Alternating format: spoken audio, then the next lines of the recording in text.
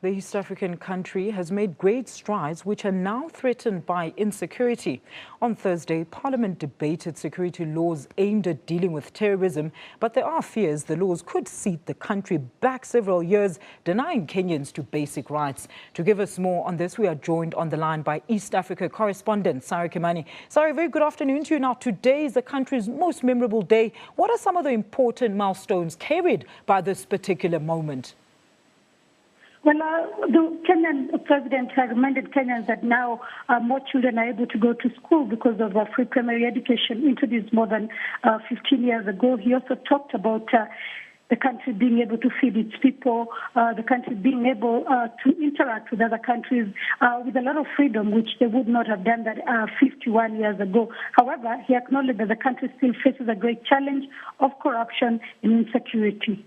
Sarah, as much as there's a lot of positive expectation and what the day actually means to ordinary Kenyans, reports of gunmen who shot and killed a Kenyan policeman and wounded 2 others in an overnight attack on the Kilifi coastal region have surfaced. Now, what kind of picture would this incident send across the world?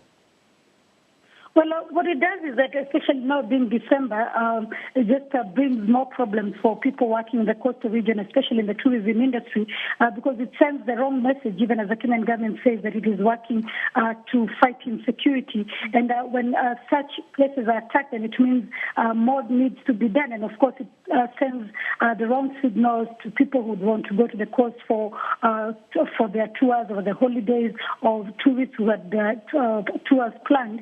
But the Kenyan government says that it is doing more, and now today the Kenyan president saying that there is a new law on the pipeline that he believes will be able to help put this under control and to an end once and for all. Sarah, let's expand on that. The new security law debate that took place yesterday. Tell us a bit about that. What will these proposed new laws entail? Do you think they could address the current security crisis, Sarah? Well, one of the things the law says is that if somebody is a terrorism suspect, they can be held by the police for a longer period, going up to 360 days incommunicado. They can be denied bail. Members of the media and bloggers and the new media, they cannot publish or write pictures of victims of terror without the consent of their families or without the consent of those victims of terror. They talk about the president having a free hand to choose who becomes the head of the police. They have also put a lot of emphasis on the National Intelligence Security Services, saying that now they will have power to arrest. All these things, a lot of people in the opposition and the civil society saying will set the country back to the years just before this constitution was passed. Because initially, during the previous regimes, one could be held on detention without trial, and now that is the fear a lot of people are expressing. Sarah, quickly, before I let you go, how are the Kenyans commemorating this day today? And is the newly acquitted President Kenyatta going to deliver any address? What's going to happen, Sarah?